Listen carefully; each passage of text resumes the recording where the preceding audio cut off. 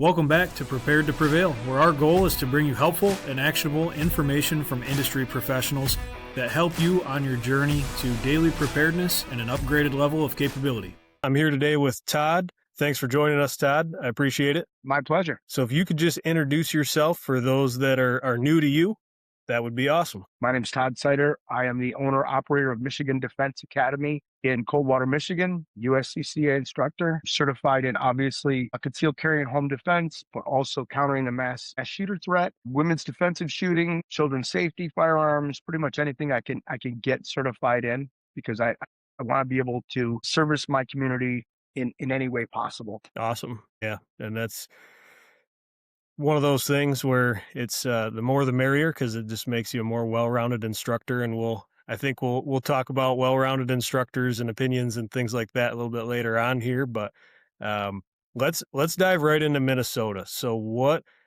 are your takes on some of what's going on over there? Thoughts, opinions? I'll just kick it over to you wide open. Perfect. It's interesting. You've seen a lot of obviously real videos, doctored videos. We've heard things about it's a SIG P320 and it went off by itself. There's all kinds of narratives that are going around. And this is a tragedy. Let's just face it. An unarmed man does appear. Now, when I say appears, because I wasn't there and I haven't seen like an actual video that could not have been doctored, but it looks and appears that an unarmed man was shot. The problem that I see with this, again, everybody has their own take, but part of what we teach in the class is being a responsible gun owner and responsible carry.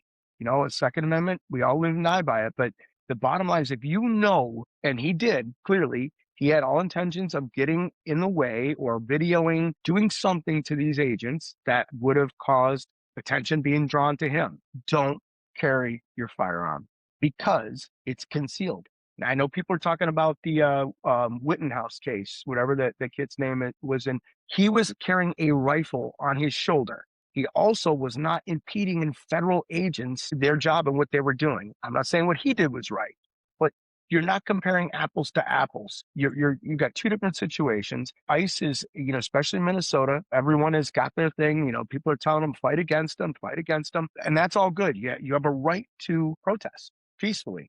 Don't bring a concealed weapon because nothing good is ever going to come from it. You're not going to draw on a federal officer because they're not immediate threat to you. It doesn't meet the criteria to be able to draw your firearm and shoot a federal agent or any law enforcement. Why bring it?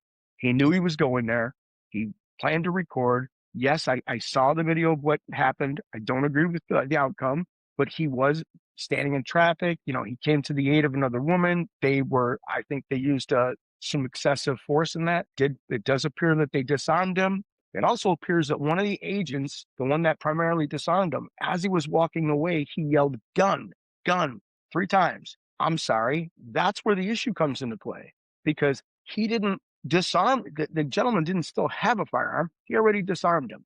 So when you yell gun, the other agents, they don't know if there's one being presented from him. If he's pulling one out of his pocket, they're going to fire. And I just think that I think this could have completely been avoided. But I also think the narrative needs to change about Kyle Wittenhouse and this gentleman because completely different scenarios. Yeah, definitely not apples to apples. And there's a huge difference between, to really, I guess, oversimplify it with Rittenhouse, where you've got 2 protesters from opposing sides and they get into it. That is in my mind, just at that simple explanation, that's totally different than impeding law enforcement and being confrontational with.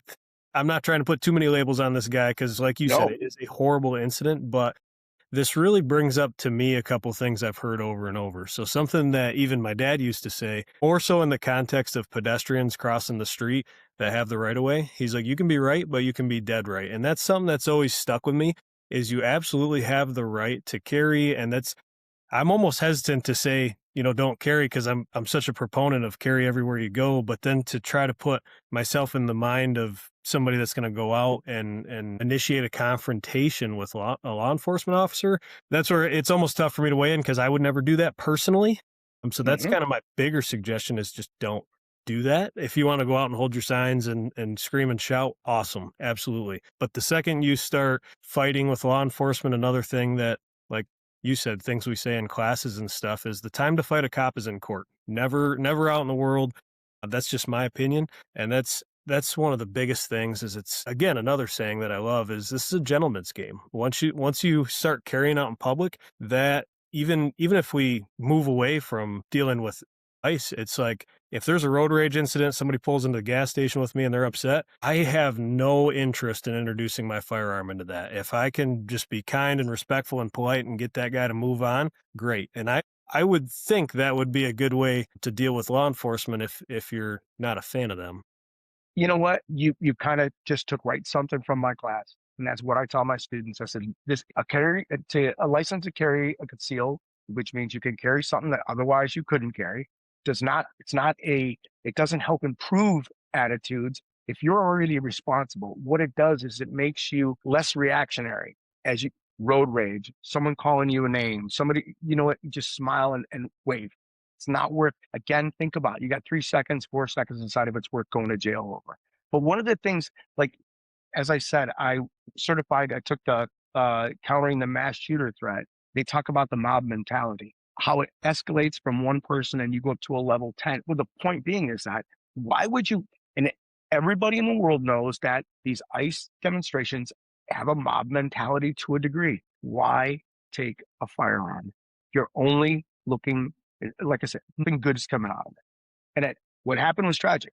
Let's not, get away from that. But could it have been avoided? Maybe. And I think that's the bigger issue. And now you've got videos coming out where, as I said, they're talking about the P320 misfiring. I have several of those. I've never had an issue. I think those were more the military style.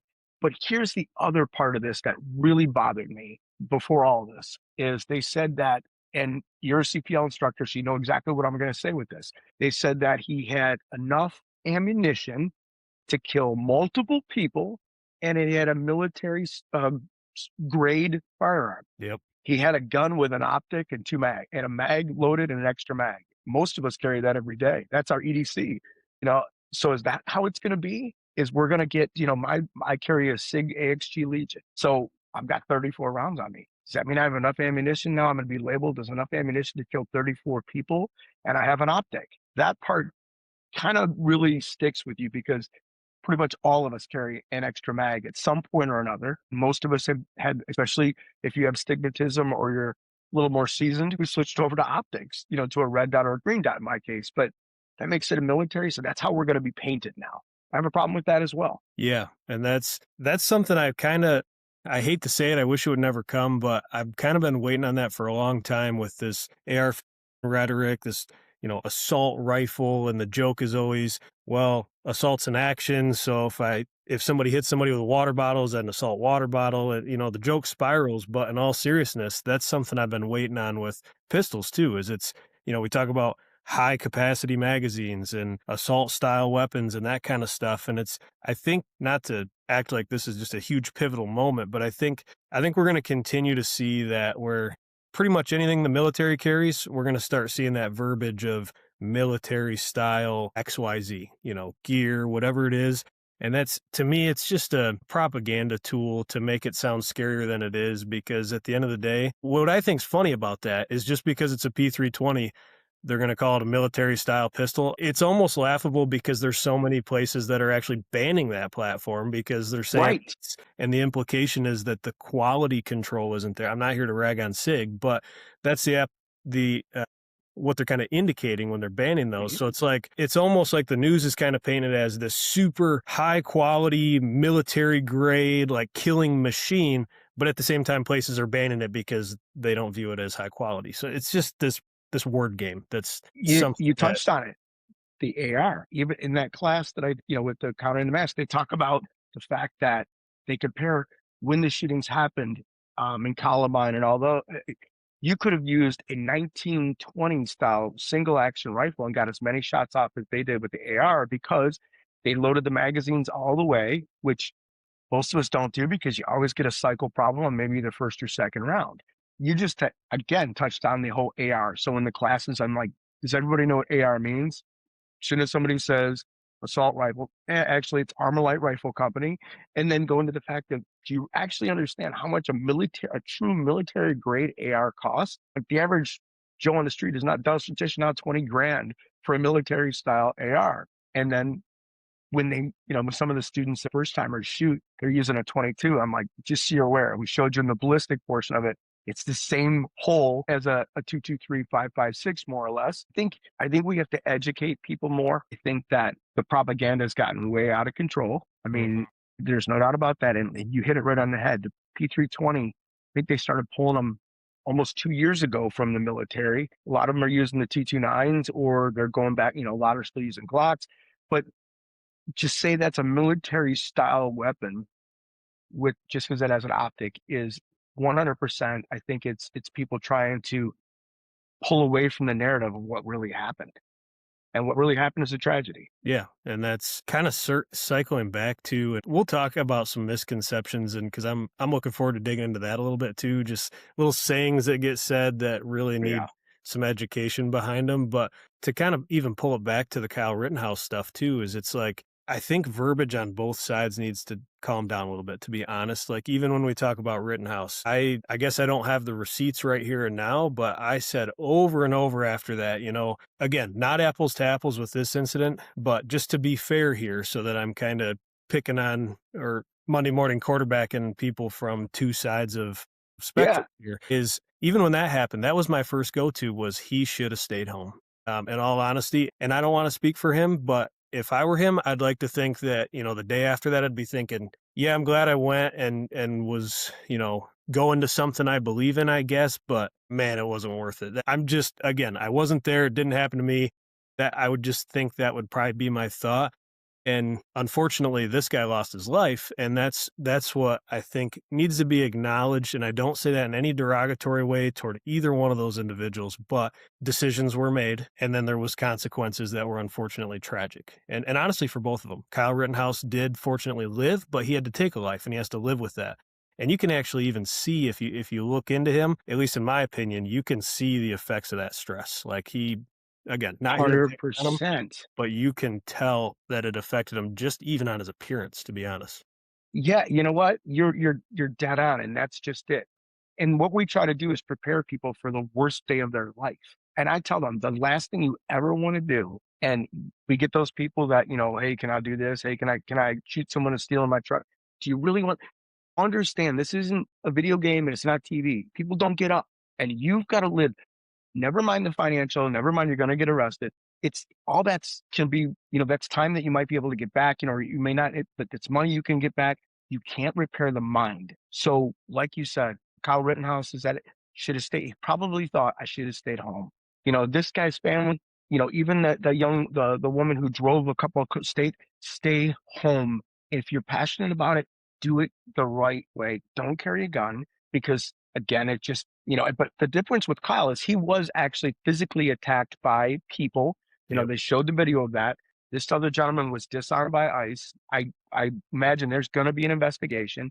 But how about the common sense that we just has to, or that we all have or should have, is let's just not put ourselves in that situation. Handguns, firearms, CPLs are meant for defensive situations. You're not offense. So why take it to an ICE rally? Yeah, you have a right. You did nothing illegal. Why take an AR to a volatile, demonstration? That's not what these are meant for. They're meant for defense, personal home defense, and the defense of others, but not against, there's just choices that could have been made. And it's sad, both sides. Yeah. And I think something people need to think a little deeper about too is if you do decide to carry a firearm in society, now everything you do, and not to use the same fancy rhetoric that the news does that, irritates the snot out of me, but I'm with you. you're armed. I mean, so it's like if we play that game of armed individual creates XYZ situation, right? Everything you do now, and that is, it's just honest because you strapped it on in the morning. You're an armed individual. Do it. So if you commit a crime, you're now armed in the commission of a crime. And if you 100%. create a fight or an argument, you're now armed in that conflict. So I mean, that to me, that's just super important that people need to acknowledge within themselves is I think sometimes there's this thought of, I always carry and I'm just gonna go do this thing that I don't typically do, but I'm gonna keep carrying like I always do. And it's like, I think you need to break the mentality of if you're gonna do something that's gonna potentially have some huge consequences, like you can't just dismiss the fact that you're introducing a firearm into that. No, you know what? That is 100% correct. I live in Michigan. I'm from the Detroit area. We frequent Detroit. I mean, I love it there. I feel safe there. But there's certain places that I'm like, yeah, I'm just gonna leave my gun, locked in the truck. Just because maybe I'm gonna go have a drink or something. But the point being is, it needs to be always on your mind. Yes, you carry a gun. You're doing it for a reason. You have your right. You want to protect yourself and protect your family and your loved ones, but it should also be a deterrent. Yeah, I should, like the class. Don't go down the dark alley. Don't don't go to an ICE rally where its tensions are already high. I mean, there's accusations that they're paid protesters. I don't have any proof either way of that, but there's no account where it doesn't become violent at some stage. Why take it? Just why risk it? Yep. Yeah. And that's I think the one thing there too, not that we have to hit on this too hard and Right. I just want to put my opinion on this a little bit is I've been to protest not as a protester, but in a working capacity. I've been to a lot of protests. I'm also a little bit politically involved and do some things and I'm just kind of trying to draw a contrast here where I've been to protests and again in a working capacity where I see both sides. I see both sides out there making their voices. That's great. I absolutely appreciate that from a First Amendment context. Awesome. But if I'm being fully honest with being involved in some things politically and attending meetings and stuff like that, where do I see change actually occur? If I'm being honest, it's not at those rallies. It's a good show of support, and that's honestly, in my opinion, that's about it. Where the change actually occurs is behind closed doors and meetings and political. Not that I'm getting on here to make this a political activism cry or anything like that, but Right. if people want to make a change, there is a way to do that. And again, not to beat this too hard, but fighting with the cops just not it. That's not how you're going to You're right. change. But that kind of takes me into the next part what we were talking about before this is the training that we provide. So you've got NRA and you have USCCA and a couple other things, but I wish that our training was more in line with everyone. And when I say that is I was telling you before there was another incident where I look at a lot of statistics. I'm a data guy. I want as much as I can get because I in turn I give that to my students and to give them real world numbers. So there was a situation where there's a domestic situation. I think it was at a bar or a nightclub or regardless. This woman went out, got her gun out of her car, came back in. The security guard obviously tried to stop her, saw the weapon. She pointed it. He shot 6 times. Now that came on to, obviously people are on Facebook now. Empty the magazine, do this. Is that too many rounds? And I tried not to get baited into it, but I did kind of respond. I'm like, look, we train, you do that until the threat is over, to your threat of bodily harm and death is over. Well, and then I had people, my CPL instructor told me to empty magazine. To me, our message is different from different people. And it would be really, really a good thing if we could kind of get somewhat of the same message out. I know the criteria is the same for all of us. And yes, some of us believe that, and I'm not saying me, but some people believe that they shouldn't have to go through the class. They should just be able to go get their concealed because it's a right. Some states have that. Regardless of whether it is or not, I still think the classes are extremely important. And because there's things that people don't know about carrying that they need to know, the legal aspect of it. And I go back, I've been carrying for 30 years. So I had to go in front of the gun board where you had a state trooper, sheriff's department, and the district attorney from Rutherford County. So I've taken that course, which was much simpler. Taking the course in Florida. I lived there for 15 years. I came back here and took another course to get my CPL. And that's what I decided that I wanted to take it and start being an instructor because a lot of what I saw were, people just wanted to teach how to flip a mag. And this isn't John Wick. I'd say one of the first lines I tell everybody is, you're not going to come in here and leave as John Wick. It's not going to happen. What I'm going to teach you is how to protect yourself from obviously a criminal, but also the justice system and what you need to prepare. And it's never about emptying magazines or running into danger. That's not what we're supposed to do. It's for our own protection. So I guess I kind of struggle with all the different concepts and training methods that people use. Yeah, and I think some of that too is that I do think we need to own that as instructors and collectively is there's some stuff that if we're just being honest, some people just give some straight up illegal advice. And that's something that, you know, in every industry, I guess if you will, there's people that give bad information and that shouldn't be the case with firearms. It is though. It just is, and that's where I think some of this stuff too, like you said, like empty the magazine, I almost hesitate to say this on recording, but I'll say it so you don't have to. Some of the stuff that some people say is dead men don't talk. I've heard that. I've heard that saying when I was getting into firearms. I've heard things like dead men don't talk. I've heard people with instructor certifications say, if you shoot somebody, make sure they have a knife in their hand. And I'm like, you're straight up talking about tampering with evidence and potentially just trying to hide murder. Like that is insane to me that that's advice that you would give to people, because if I water that down a little bit more beyond what I think is an egregious horrible advice step, but if I boil it down a little bit more and give them some benefit of the doubt, which I'd prefer not to, but if I did, I think what that comes from is they're only focused on the gunfight. They're thinking like win by any means necessary, enemy combatant, that kind of mentality. And that's just not what concealed carry in the world is. And so there's a part of me that likes to think that some sayings come from decent places and decent motives. But the problem is once you start going down that track, like the example I gave is obvious, but let's use something like, it's a constitutional right. I shouldn't have to take a class, because I'm sure you get that as much as I do, I where do. Yep.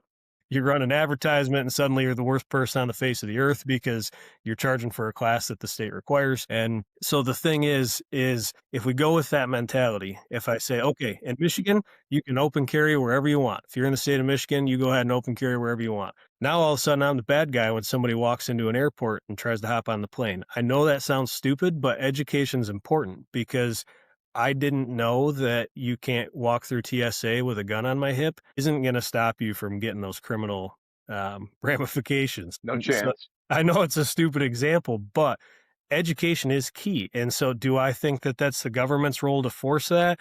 Or do I think that citizens should do that themselves? That's not really a debate that I'm really kind of trying to have here, because I wish people would take it on themselves, but I'm sure you see it as well as I do. Not everybody does. Yeah, and you know what? You hit the statement. One of the other ones I hear a lot is, "I'd rather be judged by 12 than carried by 6." Come on, man. To me, that's just doesn't. It's not. It just doesn't make sense. Now, I'm going to tell you, I had an FFL and I sold firearms for a couple of years, and I've actually turned people away because not everybody should carry a gun. It's not for everyone. Not everyone should buy a gun. Not everyone should own a gun. And if you don't take the time to, one, first understand a firearm is a tool. That's all it is. Just like a hammer, screwdriver, whatever. It's a tool. Car, it's a tool. It gets you from point A to point B. If you don't read the owner's manual and don't understand how a car works, you shouldn't have any business driving it. If you don't understand how a firearm works, you shouldn't have any business carrying it. You should also understand, just like people need to understand what happens to them if they, drink and drive. People need to understand what happens if you pull a firearm, brandish a firearm, or discharge a firearm. It's not like, and the problem that we get is we have a lot of desensitization with these video games. And we also have people that watch too much TV and think that you're going to be the hero and you're good. That's not the case. You need to really focus. And I think there are a lot of instructors that are a little overzealous, and they're not meaning to, but I do think it's our responsibility as Americans, if you choose to exercise your Second Amendment, is to be informed on the dangers both ways and understanding what the legality is, because it doesn't just affect you, it affects everyone in your life. And the problem that we have in America are civil lawsuits. That, we one of my instructor, guy from Delta that comes in, Nick, he comes in to talk about the aftermath and the Delta defense or Delta. And there's a situation we had a couple of years ago to Lions Tailgate where it's over a parking spot. These two guys got in an argument. Both were CPL holders. One guy actually had his on him. The other guy went to his car, got his, came back. the other gentleman brandished it and he shot him in the head. The other gentleman shot him in the head. The bullet went through and killed someone behind him. Now, Wayne County, of all counties, found him innocent. He was, but the problem, all tragic, the other person that was killed is suing him for his family suing for civil liability, which they should, because that was dumb again on that guy's part, going to the car to get it over a parking spot. The point is people don't understand the aftermath of what happens, what comes next. They just think I shoot them, and everyone pats me on the back. I get my name in the paper. I'm a hero, and that's the end of it. Not even close. Nope. No, not at all. And that's a extreme example too of something that I wish more people would think about is this isn't just about you and them. This is about everybody who like you got to think about it of if you have to defend yourself, this doesn't happen in a vacuum. So if you're in maybe if you're in the middle of a cornfield at 2 o'clock in the morning and it's just you and the person that you're defending yourself against, even then though, I still can't get on board because they've got families, you've got families, all this stuff. And it's to unpack some of that, the mental toll it takes, the legal system, the criminal and the civil side of it, but even more so, like let's think gas station or Walmart or McDonald's, whatever it is, there's probably kids around. There's other Mm-hmm. people around. They're like the tailgate example. The round sailed through and then hit somebody else. That's an extreme example of how that can affect other people, which Yeah. is terrible. But even more so, there's people that probably the innocent person that got hit that wasn't the target or the threat, that wasn't the intended person for that round. I'm sure they had friends and family there too that just Yeah. witnessed that. And a tailgate's packed, right? So I mean, there's just so much more to this than, and that one too. Again, not to Monday morning quarterback too hard again, but over a parking spot, or even if it was something more, like even if somebody was stealing his grills are what, a few $100? I mean, Ah, right. it's like it's one of those things where it's just stuff. And even I kind of want to circle back to you mentioned somebody breaking into the truck and shooting them over the truck because that's one honestly we see that all the time. Like when we teach CPL classes, and if anybody's listening, CPL, CWL, CCW, it's kind of interchangeable. Different states call Right. it It's all different the things. same. They did different states, like you said, call it something Yep. different. Concealed pistol permit. So in Michigan, I mean, we see that in almost every class. Somebody's like, I get what you're saying, but if somebody tries to steal my pickup truck, I'm going to defend it. And we always have to fix or educate the line of thinking on that. And Mm-hmm. I feel like I've been talking a bit here. I want to kick it back to you. What's some of your thoughts on some of that? Cause I hear that a lot where people are like, buy It's stuff and massive. they defend it. I've actually had people call me up and want to ask about taking the class. And they say, well, because what I want to know is if someone's stealing my truck, can I shoot them? And I'm like, first off, no. Second, no. And is it insured? Well, yeah. Well, then what do you, is your kid in the car, in the truck? Is your dog? No. Well, what about if they're in my garage? Is your garage attached to your house where they have access to your home and they're entering into your home? No. What's the point? We bring up the fact that the guy that chased the kids. I had a woman in my class this Sunday who asked me a question. She said, she just moved here like a year ago from another state, and there was a thing that came on where these kids broke into this elderly man's house and they trashed the house. And as they were running out, he shot them in the back. I said, "There's the problem right there." She said, "What do you mean?" I said, "He shot him in the back. Had he shot them coming in, completely different narrative than shooting him on the way out. There was no threat to him whatsoever as they were running and exiting the house. No, I don't side with him shooting him in the back. Now, the only time I think that that's justified is if someone is attacking someone and all you have is their back, like, that's all you could see and you're trying to prevent someone from being raped or being murdered. That's different. But if someone is breaking in and they're running out the door, not a good idea. But I get those questions a lot. I'm in Coldwater, Michigan, so we got a lot of farm country and stuff. And what if someone's breaking into my barn? Let them break in, record it. You can go out there and try to scare them off, but do not. If you unless they've got a weapon and they're coming towards you, or and well, what about it's my house, it's my castle? I'm like, different story. Castle doctrine, you know. And then I also, like I said, I lived in Florida, so I was there when Trayvon Martin when that happened. I'm a huge proponent of stand your ground in their narrative. Okay. And then I explained that in the class. If you're 25 feet away threatening me with a screwdriver in the state of Florida, they tell you in the CPL class, you don't have to move. You don't have to, come on. Let's be common sense. We don't, and it's all about not understanding. The mental, I think that's the biggest thing is what you hit on. The mental burn, the mental change that's going to happen. Why do you think a lot of these people that come back from the military, God bless them for their service, struggle? Because they've taken lives, multiple, and it does take a toll on you as a citizen who's never gone through and doesn't have necessarily the same support system. That's going to weigh heavily. I don't ever want to have to pull and discharge a firearm and take someone's life. Will I? If I have to. But it's not something where I go into any situation and think, woohoo, maybe today's the day. Or, you know what, if I have it, it's just so to think that anyone would want to protect a truck, breaking into your house is something different. That's completely different. But to protect any type of inanimate object, my detached garage or they're running, I think you got to use common sense. And the problem is it's not. And I think that I think some people shouldn't have guns because of that mentality. Yeah. I think that really brings us into like the can versus should. Just because you can doesn't mean you should. And I don't want to speak for you, but I'm not a lawyer. You aren't either, correct? And Nope.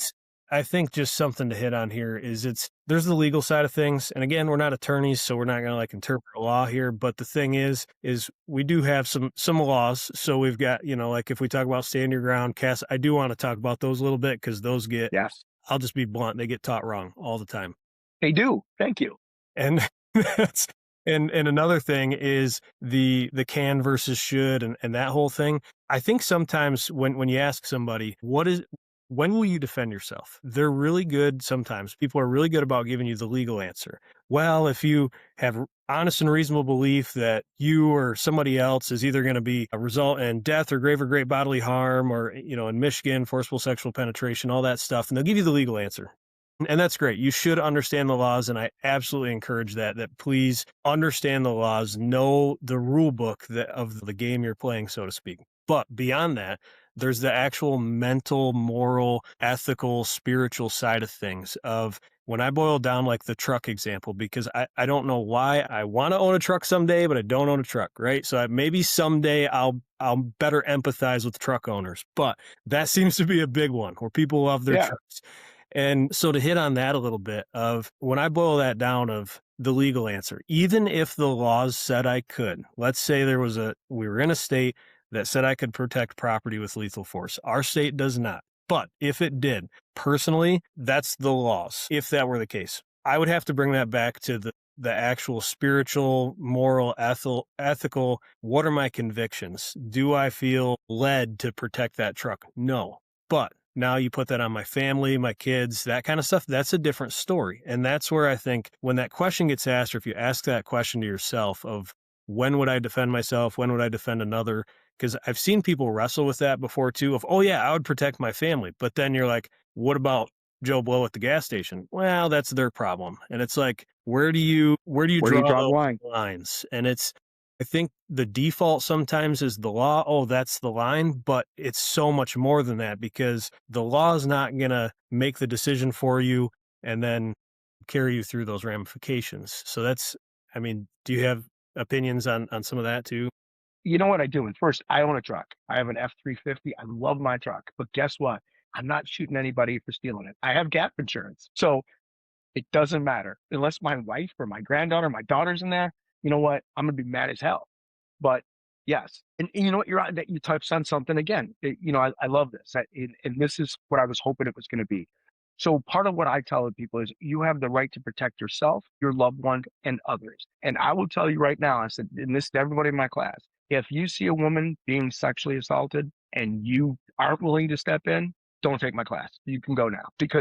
And the reason I say that is because you are accepting a responsibility to some degree to protect other people in a lawful manner. It doesn't mean shooting someone. When I was actually taking my class, one of them is when the Walmart situation happened in Traverse City, and one of the guys that was in my instructor class is from there. And he just said he actually, we were having it literally was going on the same day. And I give a lot of respect to the gentleman that actually pulled a firearm and didn't discharge it. So I use that in the class. Just because you pull it doesn't mean you have to discharge it. Where some people say if you pull a gun, you better use it.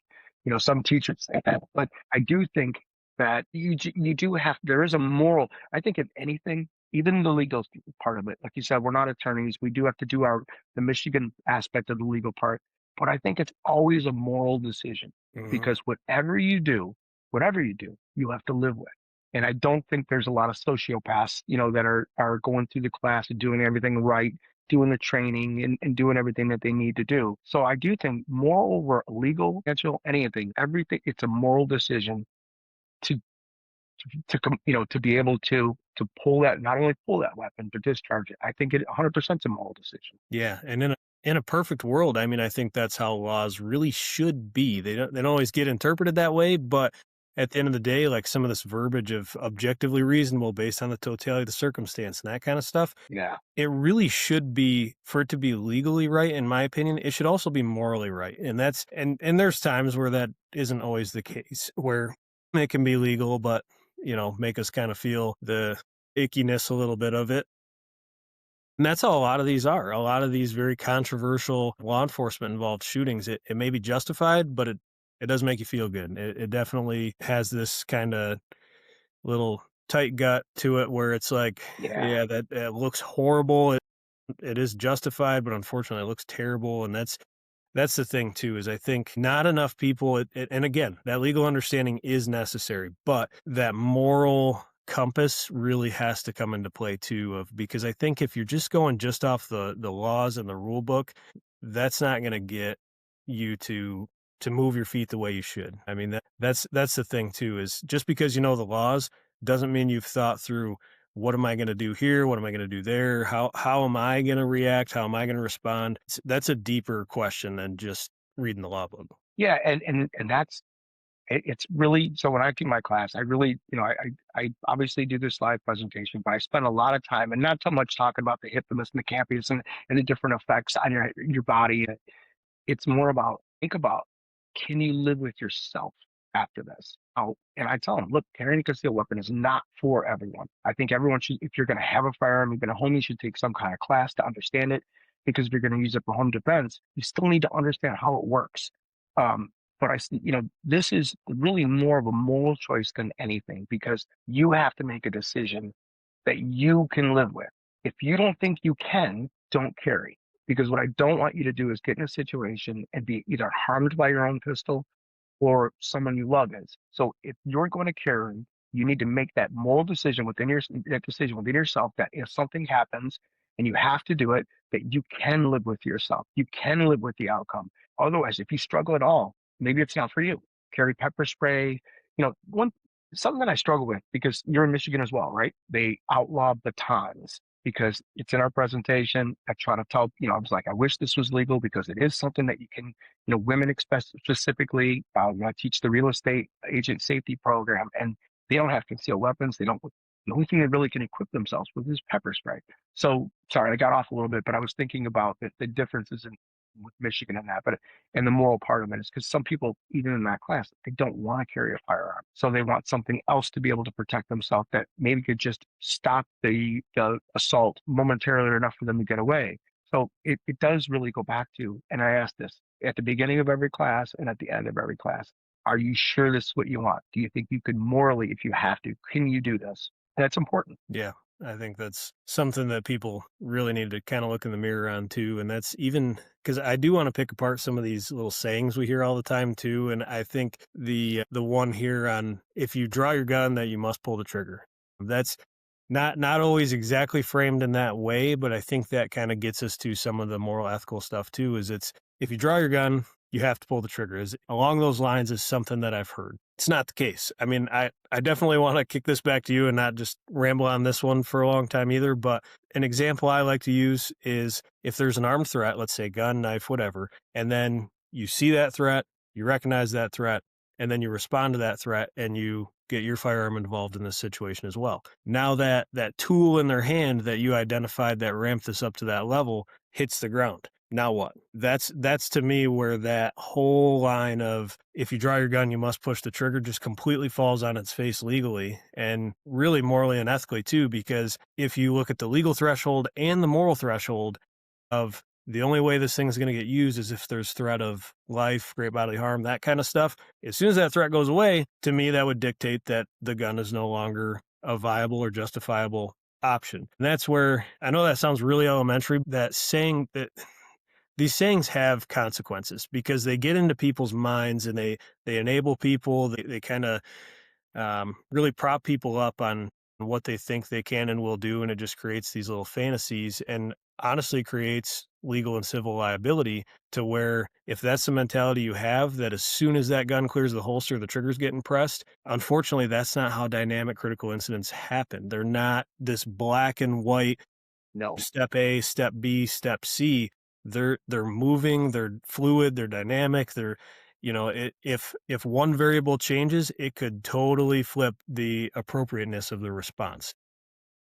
that you know what you this is why I tell my students to train, train, train. The reason for that is because, and I tell them, I said 95% of the time, if a situation happens, you don't have to discharge your firearm. If someone is coming at you, they think you're a victim. They've identified you, maybe you're not quite in condition white, you're in between white, but they've identified you as a victim, or they're trying to. If you step back and you strain, you yell stop and you show, I said, and let me explain the difference between brandishing a firearm offensively and defensively. Offensively is you're looking at some guy going, oh, you're being an asshole, and you show him your gun. That's different than stop and you show someone a firearm. There's a point of being in defense. And I said, I don't care who you are, what kind of bad guy you are. If you're going up to attempt to rob someone and you've got a knife or something else, or you're just size and they show a firearm, you don't want to get shot.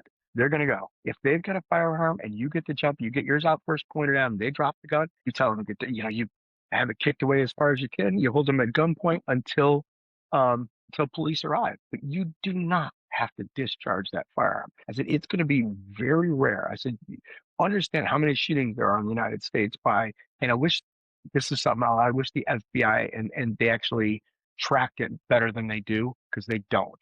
And I don't think they want to. But I said the amount of people where a civilian has had to pull a firearm versus discharge it is enormous, because it does deter people and you don't have to use it. I said, because I've had people, well, can I carry it with one, with it not chambered? Like, well, then don't carry. The reason for that is you got the extra step. But guns don't fire if your finger's not on the trigger.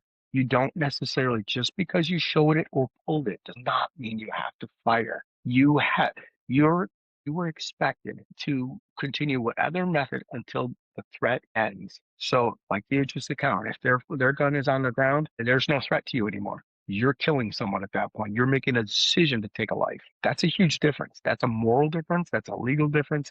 It does not meet the criteria for lethal force. It comes down to, and I can't stand that one. If you pull your gun, you have to use it. Or the other one, going back to don't.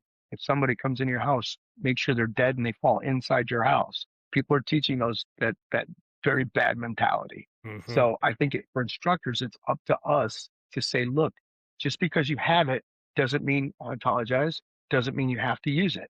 It's not like, there's a difference. And Yeah, I don't and think it's that put across enough. no, and that's I would caution people to think of themselves as a hammer and then everything's a nail because that's to me, that's what that line of thinking feels like, and it's if you compare it, it starts to get laughable. If I go, "Okay, I've wrestled a bit, I've done jujitsu for a while, that kinda stuff, so every situation I encounter, I'm just gonna start wrestling people. That's how we're gonna solve every thing that's started to escalate." You're gonna road rage with me? Alright, let's wrestle. That's laughable and Right. just a stupid solution, It's and that's ridiculous. Yeah. and I think that's the thing too, like, you brought up Traverse City. I won't hit the details, line for line on this, but it's like, you've got an individual that has stabbed people. The intent and the motives are clear, like, maybe not motives, but the intent's clear, and he's obviously there to harm people, he has harmed people, now he's out in the parking lot, and again, not hitting all the details line for line here, but there's individuals working together, there's shopping carts involved, there's a firearm involved, there's things that are keeping this guy from continuing to stab people. And then if there's the ability to get him disarmed and he becomes compliant and cooperative, that individual didn't have to pull the trigger once. And that's to me, that's a huge win. And if it would have become something where now his life's in danger, the guy's advancing toward him with a gun and he would have used force, I'm not going to dissect that too far, but again, it's situationally dependent. This is so much of a brain game, and I think people don't give that enough credit. We see church safety, for example. It's something where people's first thought is, how do we solve this problem? Let's just throw guns at it. Well, while I'm a huge advocate of having contingency plans and having solutions to the worst case scenario, let's also look at reality where the worst case scenario doesn't happen every single day. So that's where I say this is more of a brain game. You have to think, you have to be able to, and that's, I guess, even bringing that back to like wrestling and jujitsu is and I don't know if that's something you do or not, but It is. Yeah. okay, so you know this too. There's some people that may have a higher skill level than you or I, but if you can outthink them, you may be able to win that role. And that's where I think some of this too is I think there's just such this push to equipment, gear, training, Yeah. just black and white, and it has so much to do with your mentality and your ability to think and critical thinking, quick thinking, all that stuff is just super important. So I do the real estate safety course, and I actually, I go through our curriculum, and then I studied Kempo for 12 years. So what I do is I take like three or four because I've looked at the statistics on how assailants grab women, how do they try to control them, and show them like four different groupings of techniques to get out of them that all vary, that are all simple, that all involve vital spots on a man. And the point behind that is, and again, is like you just said, it's cerebral. Cerebral. I'm like, you guys have to understand what you have to, it's about controlling your, being calm and thinking through a problem. You can't, just lose your mind because then you end up being a victim. And then you have the church side of it. I actually teach the Protect the House of Worship free. I don't charge ever. And it's to help them develop an emergency operation plan. It's not about training their security people to carry guns. It's understanding what to do calmly in the event of an emergency. You've touched on it several times. It is definitely a mind game. It's who can think clearer and who can think faster and who can think clearer. And the only way to do that is to be calm and essentially have training, rely on training, rely on, not just, knee-jerk reaction of anything. I think anything that anyone does in a defensive situation or to be able to defend themselves, they have to train on. They can't just take a CPL class and say, okay, I'm good to go. No, you need to be proficient. You need to understand that how your firearm works. You need to have a thought process. You need to train at home, pulling the firearm from different, variations from different clothing. But it all boils down to is thinking in the situation. Driver City, going back to it, that guy had every right, the CPL holder had every right, technically, if you saw him in the store, to discharge his firearm. And you know what? It would have been completely justified. He had made a moral decision to work with the other people to detain him make sure he was unarmed, and detain him until police arrived. That is a massive win. I don't think it was as, I guess, mainstream media didn't pick it up, but because they don't want to, whatever reason is, that should be like the poster child because he did something correctly and didn't have to harm anyone. Mhm. So it is all about thought process. And just like with the hammer nail, people do bad things with hammers, people do bad things with everything. And I think this isn't taken into account as much as it should, is the mindset of everyone carrying, a firearm needs to have or be able to reach the moral high ground and have the cognitive ability to understand what it is, what responsibility they're taking on. Because let's face it, this is a responsibility. The onus is always on you to do the right thing. Yep. Yeah, absolutely. And I think some of this questioning needs to be reframed from I think sometimes people approach this with when do I get to defend myself? And it's like, no, not when do you When do you get have to? to, when do you have to and When do you what can have you to? exhaust before it gets to that point? And that's where I want to dig into castle doctrine, stand your ground a little bit. So I'll hit kind of my perspective again, not an attorney, so I'm not interpreting laws here, but Nope. the way I understand it is because we do live in a state that has both. The way I understand that is basically it removes my obligation to run away. Just the simplest terms I can think to describe that is, and I think that's important to really kind of have a good understanding of that because that's where I think some of those kind of rumors and bad advice come from. Like castle doctrine, for example, where I mentioned earlier, people do flat out teach that wrong. So I've heard a lot of people say that what the castle doctrine means is if somebody comes into your house, you can assume that they're a threat, you can assume that they're armed, and you can just immediately act in whatever way you think objectively reasonable based on that assumption. In my opinion, that's not how I understand that law. I understand it as just simply, and if that weren't there, I guess to reframe this. If the castle doctrine or stand your ground didn't exist, my understanding is I would have to show that I made an attempt to run, flee, escape, or something like that. With the stand your ground and the castle doctrine, my understanding is that I do not have to run away. And I think that's a super important distinction because when you understand that wrong and you say that you can act under certain assumptions and things like that, and I, again, not a lawyer, but I would never think that any law would say, hey, start assuming things because we all know what happens when we assume and what gets made out of you and me, that kind of stuff. And so there, to me, it's just when you kind of boil that down on is a law going to tell you to assume things? Probably not. Well, think about this as far as the castle doctrine goes. You're the only person home. Somebody breaks in. All you have to worry about is you. You can maybe hide or you can get out of the situation. Where it comes in the gray area to me is when there's additional family members in the home. I have an emergency operation plan. I have a home defense plan. We live with, our elderly parents live with us, and we're in a two-story house on the other side of the house. So that changes things. It elevates the level of what I need to think through and how I react versus if it's just me here by myself. That's what I think people need to understand. Now, if it's just me, I can scream, get out of my house. I got a gun, rack a 12 gauge, that'll generally do it. But if somebody's coming in a different door and my elderly and whoever the person or perpetrator or would be is between myself and my elderly parents, it's a different mindset. I've got to go and protect them. I have to, but again, it's still, I can't just run away. So, and I think that's where people need to understand is where their kids are located. And for the love of God, everybody should have a home defense plan to some degree and understand how things are.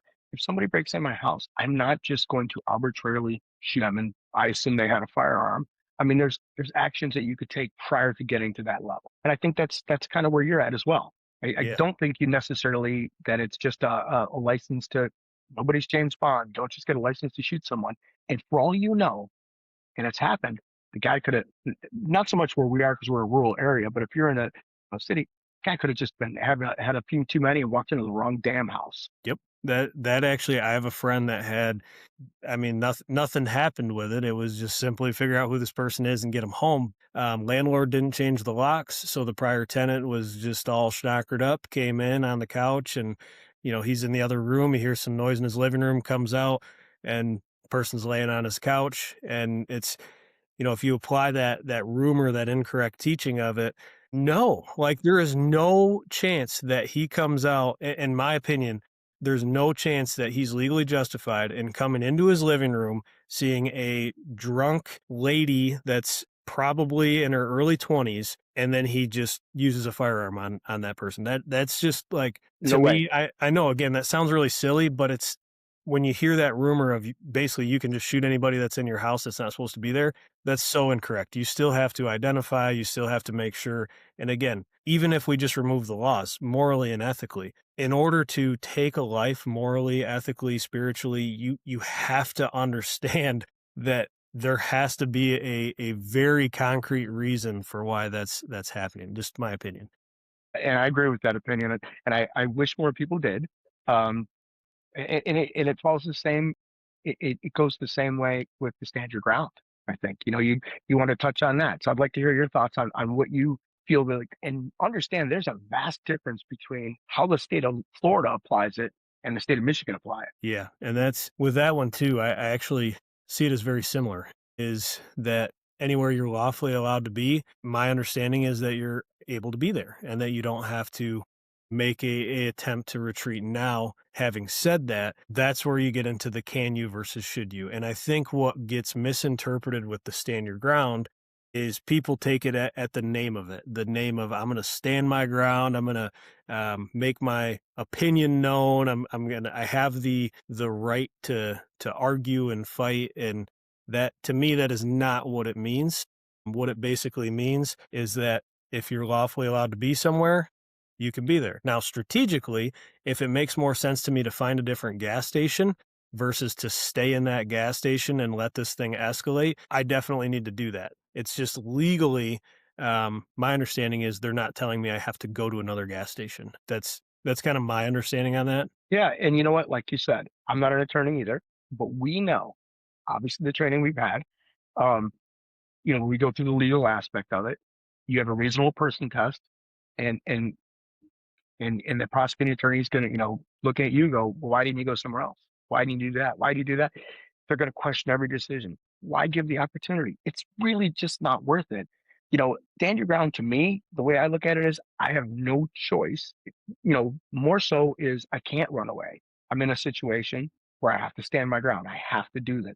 If I have a chance to avoid the situation because of all the crap that's going to come with it, I'm avoiding it. That, Mhm. to me, that's what it is. What happened with Trayvon Martin was, I mean, I don't know how it played out the way it did, but it did. I just see it differently. Stand your ground means it doesn't mean I'm on my front lawn and my neighbor across the street says, I'm going to come hit you I'm going to come kick your ass, or I'm going to bring a baseball over there. That you have to stand there and wait for them to come in. And that's not standing your ground, man. That's just being a moron. There's just no point for that. That's someone who's looking for trouble. So I think those laws need to be clarified just a little bit and maybe add a common sense layer to it, Yeah. if that makes sense. No, I agree, and because I think the thing is the way that a lot of people teach and interpret that is the same way that my 6-year-old would, is, "I was here first, it's mine, and I'm gonna defend it by" right? Like, That's a good point. that's how a little kid would see it, is, "This is my toy, I was here first, and we're gonna fight this thing to the death." That is not what I think stand your ground is, but that's the I'm way going I to think use a lot of that. people. I'm going to use that analogy. Sorry, man, because that's actually spot on. That's a 6-year-old mentality, mine. Yeah, no, I mean, And feel it's, free. yeah, there's no point in that. There's just no point in it. It's like the Detroit Lions situation. It's a freaking parking spot. That, to me, and that's what they used, was to stand your ground. How is that right? It's over a freaking parking spot. I get, just park somewhere else. To me, and I'll tell you, I used to be one of those people that in traffic that were like, "Come on, drive, moron," whatever. It wasn't road rage, but it was like my wife would tell me, they can't hear you. But now that I carry again, I'm back and I'm carrying all. I don't even care anymore. You know what? To me, it's just not worth getting angry over. It's just not worth it. So I do think more comments, I've always hit, you know what I'm saying, to a degree. It's just sometimes you get that where you get mad driving. Well, it's just gone away because what if the guy gets out of his car, what am I going to do? Shoot him? No. I mean, come on. It's just none of it's worth it. It's just not worth the hassle. I carry for defense reason only, which means my life or loved one or someone else's life is in imminent danger. The sexual penetration, there has to be some reason. Now, again, I've no issue pulling my firearm. It does not mean I have to discharge it. It's getting control of a situation. And that's all brandishing for the right reason defense is to get control of the situation. And if the situation continues and escalates, then you may have to discharge it. But it's all about thinking things through. And I think we need to not necessarily change any laws because I don't believe we need as many as we have right now, but I think we need to define some of them to give the proper interpretation because like we said in the beginning of this, where you have instructors, make sure they have a knife. I've had people joke about, well, I got a throwaway. I don't hear that because now you're doing something really bad. Now you're elevating to a level that I don't even want to hear. The This is all supposed to be for justified. You don't alter, you don't do anything. So I think people do misinterpret the castle and stand your ground, and I think that's a problem that we have. Yeah, and I think that not to keep repeating the same thing here, but it really Yeah, really just comes back to your why. Like why are you carrying? Why are you capable, trained, skilled, legal? Like why are you doing this? And that's not to shamelessly plug my book, but that's something I talk about in there too, is it's out of love. It's out of deep love for human life and that loving defender concept of this isn't a machoism thing. This isn't I've got 500 guns and I'm the toughest dude in the world. That's not what it is. right. Nobody cares. There's tougher dudes than you, and there's going to be more as history continues to be history and time goes on. There's going to be somebody cooler and tougher. Anyways, not to get on that soapbox, but No, but I'm with you. it's, Ted Nugent, self-preservation. It's what it is. It's self-love and the love of others. yep, and it's That's really what it comes down to is what can you do to make sure that you, your family, your loved ones, your neighbors, everybody is safe. And that's I think what it really comes down to is how can we be better protectors, defenders, better educated, and make sure that I think safety is there for everybody. And I think us, as instructors, we should have a group that gets together, whether it be a Michigan-based group, Ohio, whatever. So I think instructors need to get together, and it's not to be recertified, anything like that. I think that we need to discuss things, get on same levels, try to teach. We're not going to teach the exact same criteria, but teach a criteria that that does is led with a moral compass. It does teach, people don't empty the magazine. Don't even think like that. Get that mentality, that kill mentality out and get a self-preservation, a moral, that kind of thing in there. And I think there's a lot of instructors out here. I've seen some instructors, man, I got to tell you, and I'm not knocking anybody, but I've seen people skip legal aspects. I've seen some people have like 100 students, and there's like, I think that's too much. I think some people are only in it for the money. And I think that causes issues. I do this because I love it. If you look at my feedback, from all my students, I've got 5 stars across the board because for me, this isn't just, I have a day job. This is about training the people in my community so that not only are they feel safer, but I feel safer. If I'm going to the Walmart and something happens, I want to, and somebody's next to me, if it's one of my students, that's amazing. I've had situations where literally the day after a class, there was an incident at a local store here where a woman was kind of like being stared at. She felt uncomfortable, situational awareness. The person left, came back, and she said, what can I do? Why are you keep staring at me? And everybody was attacking her. Well, this woman was pregnant with a wedding ring. This guy wasn't trying to ask her out. So it's just making people aware. And I think that we should have a group. Now, what you're doing, I think this is amazing.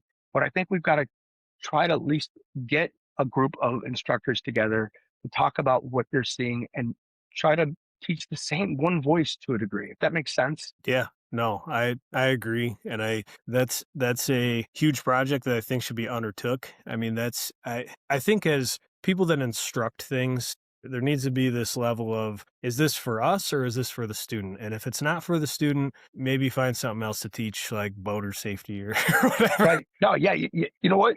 Yeah, you're right. It's one of those things where this has to, and to speak to the student side of it, I know this is a conversation that's been had before too, is vetting instructors. And that's one of those things where it's like, I guess in the theme of mental shifts here, sometimes there's the thought of, I just need the piece of paper. So I just need to check that box. So you see the cheapest bidder wins, right? Go to the cheapest possible Yeah. class and get the lowest price and the best bang for your buck on that piece of paper. The problem is that's not all you're getting. You're not just getting a piece of paper. You're also getting training, potentially scars. You're also getting information, potentially good or bad, and legal understanding and interpretation, potentially good or bad, right? So it's like, it's so much more of an investment than just that plastic card that comes in the mail that you got to pay them their money every 5 years. It's way more than that. So what are, and then we'll wrap up here in a second, but what Yeah. are some of your thoughts on how should a student approach choosing an instructor, choosing a class, even if they're in a state that doesn't require a concealed carry permit, if they're just going to deepen their understanding, deepen their skill base, how do they vet some of that out, and what are some big things to look for and to avoid? I think the cheapest price around is the biggest thing to look for. You get what you pay for. So my day job, I'm in supply chain, and I am a firm believer you get what you pay for. I do think USCCA, to a degree, should set the parameters for what we charge for classes because then it'll put people on equal ground. I see people charging 150. I see people charging 89. It's to me, it's a little scary. And I think reputation. I think reviews are important. I think that class size is important. I think all that stuff is important. How many, if you're going to do 50 people, have 2 instructors, 3 instructors, or range officers. I don't think you get the quality that you deserve for that. So I think there should be class limits. I think that, all instructors created equally, then it is a little bit easier. But I do think you need to look at credentials. I tell people when I start, look, I'm not former military. I'm not former, I'm not law enforcement. I'm someone that's passionate about Second Amendment. I've been carrying for 35 years, licensed in 2 states at separate occasions. So I've seen it all. I've done it all. I continually train, and I'm just someone who wants to help you and teach you, help you understand the laws and what requirements and what responsibility it takes. And I think more of us need to take that approach that we are providing a service. It's not about just cashing a check and signing a box. It never is. My students, I stay in contact with them before, after. I'm in a community where I see them on the street. So I do think you have to look at the reviews. I think you have to look at class sizes, and I think you need to understand the value of what you're getting. If you see 3 people with classes that are on the same day, same time, are charging the same amount, and then you see one guy who's at 75 or 25 to $30 less, that's just someone who's trying to get people in the door. And I think that's a deterrent to me. If I was taking the class as a student and I saw 3 people with 5 point, with 5 stars all the way across, and I see one guy who's got maybe 4 stars or even 5 stars, but he's at 89 or $25 less. I think that's somebody that's just trying to pack them into the room. Mhm. Yeah, and I think even beyond that too, like, to me, price is a good indicator of why why are you and then question that. Like, if Yes. somebody wants to charge $300 for a class, to me, it's one of those things. If the average is like 120 to 150, and then there's this outlier of 300, like, I want to know what the deal is there. Like, am I getting an extra day? Am I getting, like, what's the deal? And same thing with the cheap. Why is it cheap? Because they're brand new, they've not done this before, they're trying to gain some experience by volume. Okay, maybe that's one thing. Maybe it's, like, because I'll be honest, when I first started my very first class, I called up basically all my family. I won't name them all, but called up my family, and I'm like, hey, free CPL class, right? Because I need reviews, I need students, I need I did the reps. same thing, man. Yeah. Yeah, and but some of that is like, you get what you pay for. They get garbage free class? No, they got extreme value for their investment. So Right. have these conversations too. Like, I think that's something too, where, again, I think it's on us a little bit, where maybe not you and me, but as businesses and people that charge people money for things, I feel like there's been this shift of, I want your money, but I don't want to talk to you. And in my opinion, that shouldn't be the case. And I think that's kind of translated to the consumer. Of this Amazon mentality has become, oh, I should just pay and then get my stuff, and just kind of, I get what I get. And, Yeah. if I want I to throw, charge 100. I charge $100 for the class. I also give them free lunch, order pizzas. And if somebody needs to use a firearm, I have a couple extra SIG P365s because of expert voice. Which, if you don't know about that, I'll tell you about it later, or Mhm. we could connect after. But and I let them use them for free. And the reason for that is because I'm not trying to dollar them. I want them to be focused. Something else, and I don't know if you do. Do you do the test in your class? Yeah, we do. We do it in a little bit different way than just a straight Scantron, here's your 80% score. We do it a little bit more. I guess I'll pick on firefighter style, or law enforcement too, where again, I'm not disparaging either one of those, but we I do know. it in a format where we all take it together. Put your answers down, and then we'll talk through it, and basically a review. Because to me, at the end of the day, I'm not worried about figuring out who's got the 100% in the class. I want everybody to leave there with a deep understanding of the material. Yeah, you know what?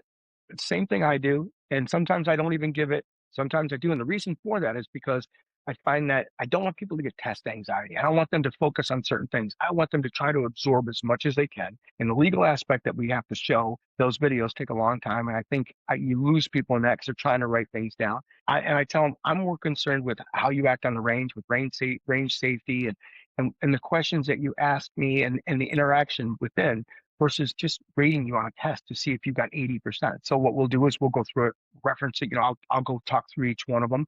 But I think that um, it's the quality that you get that matters. And that's why I started, I used to own Michigan Tactical Firearms, where I sold guns.